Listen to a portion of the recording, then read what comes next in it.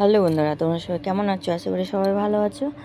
তো আজকে হচ্ছে শুক্রবার। কাল বৃহস্পতিবার আমাদের বিয়েবাড়ি ছিল, সে তো মিটে গেছে। তো আমরা সকালবেলা বাড়ি চলে এসেছি। আসার পরে দেখছি এমনি তো মানে 2-3 দিন ধরে বিয়েবাড়ি যাওয়া আসার একটা কষ্ট, খুবই কষ্ট ছিল শরীরে। তারপরেও ভাবছিলাম যে রান্না করবো না, ওই বাড়ি থেকেই তো অনেক খাওয়া দাওয়া দিয়ে দিয়েছে, রান্না করবো না, শুয়ে থাকবো। শরীর খুবই খারাপ লাগছিল। তো হঠাৎই দেখি একটা কুকুরের বাচ্চা, দেখো, দেখতে পাচ্ছ তোমরা। আমার তো 4খানা বিড়াল বাচ্চা ছিলই, তার মধ্যে একজন মারা গেছে, আর 3টে এখনও আছে।